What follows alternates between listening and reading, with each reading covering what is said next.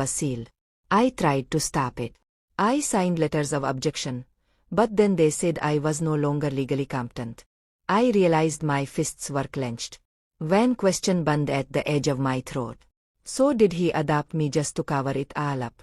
Madison nodded slowly, never breaking eye contact. You are living proof of a buried abuse case. They thought keeping you close would silence me forever. I don't know when I started crying. Madison reached out, hesitant, and sure. I took her hand. Thin, cold, but warmer than any embrace I'd ever known. Before I left, she whispered, still gazing out the window. Be careful. They still watch. It's been years, but people like Greg don't let go. As I stood up, a nurse knocked. Time's up. I turned back one last time. I'll come back. And I'll get you out of here. She didn't reply. Just nodded, lips moving in a faint whisper. I had to lean in to hear. Never trust anyone in a white coat.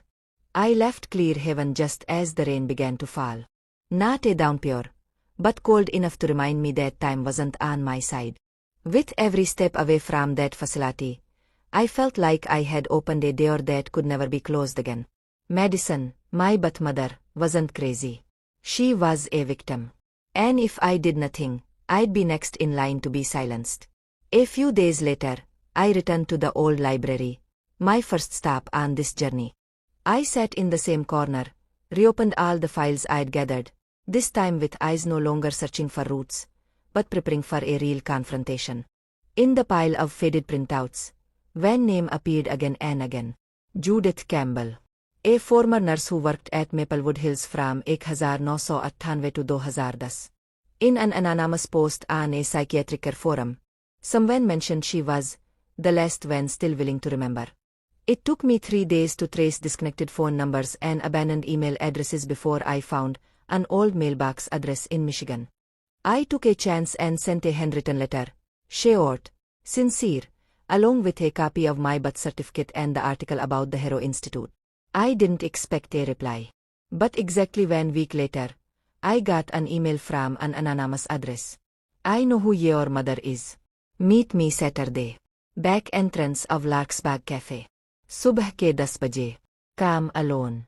I took the earliest bus to Michigan, carrying all my files and my notebook. The Larkspur Cafe was small and quiet, tucked beside a weekend flea market. The back alley had a row of old wooden benches and a metador leading to the basement. She was already waiting. Grey hair. Wool coat. A sharp face with eyes strangely alert. You're Madison's daughter, she said right away, no hesitation. She was my colleague. The only one in that whole system brave enough to speak the truth. I was emotional, but I didn't waste time. I need proof. Not to tell a sad story. To expose them. Judith looked at me, then opened her bag. She pulled out an old flash drive, faded label, GH Palat 8. This is a copy of treatment records I stole before I left the facility, she said. It includes med logs, patient codes, and a video Madison Vance kept as evidence. I took it, hands shaking with a mix of hope and fear. Is it enough? I asked. Not yet, she said. But it's something they can't deny. Back in the city, I knew I couldn't do this alone. I needed someone who understood law, media, and how to survive telling the truth. One name came to mind. Mara Reyes.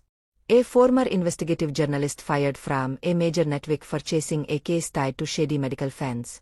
I found her personal blog, updated only every few months, but packed with forgotten scandals. I emailed her with the subject line. I have video, internal documents, and the names of those holding my mother hostage. Less than an hour later, she called. You joking? Mara's voice was deep and dry. A story like this cost me my career. But it could win your name back. There was a pause.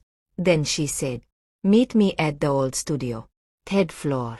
Sham ke 7 baje tomorrow. Bring everything. And don't bring anyone. The next night, I stepped into a dusty room that used to be a newsroom, now Mara's archive and safe house for truths no one else dare publish. She booted up a computer. I handed her the drive. When the video played, blurry footage of a woman restrained in a dim room, a doctor's cold voice asking about emotions, and medicine's shaky but clear response. Mara's expression changed. "We've got something real," she said. "But we have to do this right. Otherwise, people will disappear for good." I looked her in the eye, steady. "If my mom had the courage to stand alone, I can stand in the storm. We'll expose everything. Every name. Every crime." Marla nodded. And so the battle began. Not with bullets. With light. The light of truth, aimed straight at places they thought no one would ever touch. We didn't leak anything right away. Marlo was clear: if you want to bring down a system, you don't swing vans and run. You hit from all sides, all at once, before they can clean up the mess. Over the next 3 weeks, we worked like time was burning.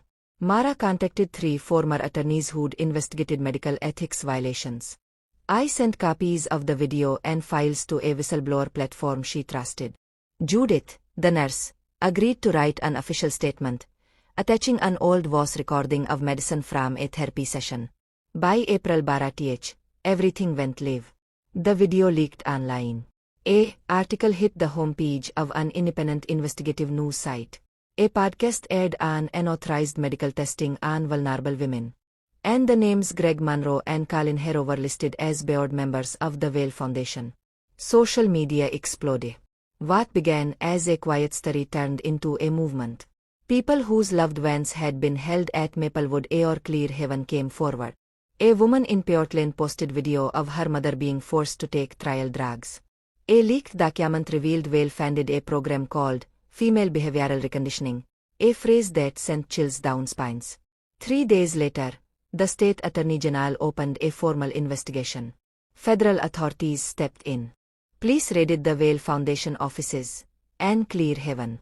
Greg Monroe and Colin Harrow were invited to cooperate, though their lawyers told the press, "All accusations are baseless." Me. I had one goal left: get my mother out, before it was too late. We arrived at Clear Haven on a grey morning. Mara drove. Judith came with us. I brought proof that Madison wasn't just a patient, she was a victim. And that she had a legal next of kin. The intake staff hesitated, but when Mara handed over a copy of the subpoena from the prosecutor's office, they couldn't refuse. Within the hour, my mother was brought out, still with silver hair, but eyes no longer filled with fear. I held her hand tight. "Let's go home, Mom." Madison didn't ask where or why now. She just smiled, the kind of smile that waits only years for a single moment. We didn't go straight back to the city. Judith arranged for her to stay temporarily at a support center for former healthcare whistleblowers.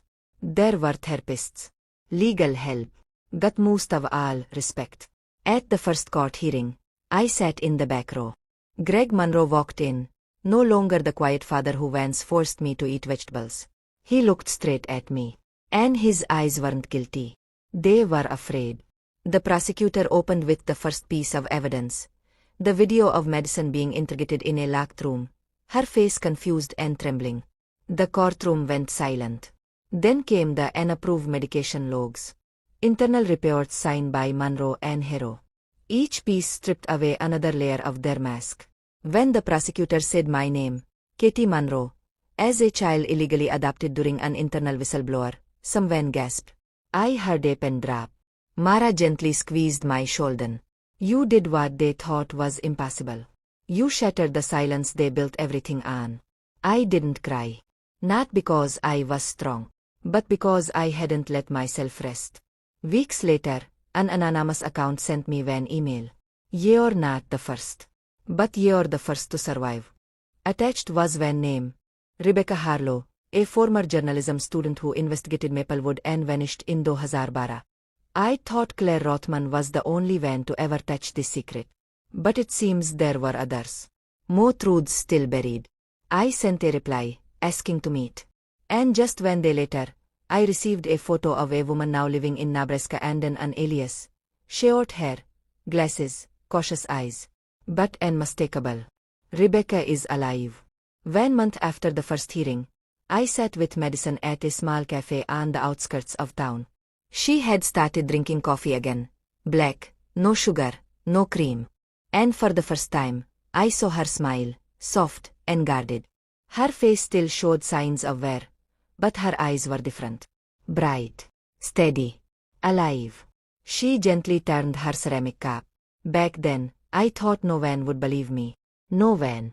Everything they did was designed to make women like me look unstable. I nodded, my throat tight. During those years, my mother didn't just lose her voice. They stripped away her identity. They called her a complex case. But the only thing she was guilty of was speaking up. We didn't talk much about Greg Monroe anymore. After being formally charged with 3 counts, abuse of power, falsifying records, and unlawful interference in the adoption process, he vanished from the news. His lawyer kept denying everything, but the evidence, Judith's saved emails, the audio of him saying, "Keep the child to shut her up," was undeniable. Colin Harrow didn't fare any better. His license was revoked, and the federal investigation expanded to include every facility he'd overseen. People who had stayed silent started to speak. Some were former patients. Some were family members. A few were who had once been too scared to question anything. Now, they found each other, in forums, support groups, and, more importantly, in the public release of documents. Marlo, who'd helped me every step of the way, was invited back to national television to talk about the case. She declined. "I didn't do this for the spotlight. I did it so girls like you don't have to walk through the dark alone." She agreed only to record an exclusive podcast, where the story was told by me, by Judith, by Madison, and finally, by someone I never thought I'd find again. Rebecca Harlow. She reached out after hearing her name mentioned at the hearing. In her first email, Rebecca wrote only one line. "I didn't get to finish back then. But I never gave up." We met at a community center in Denver. She was living under a new identity but still had all the documents she'd gathered back in 2012. Records, handwritten letters, copies of Madison's medical reports sent to a human rights group. She'd been threatened. Her laptop stolen. Her bank account frozen. But she survived. And now, she chose to step into the light with us.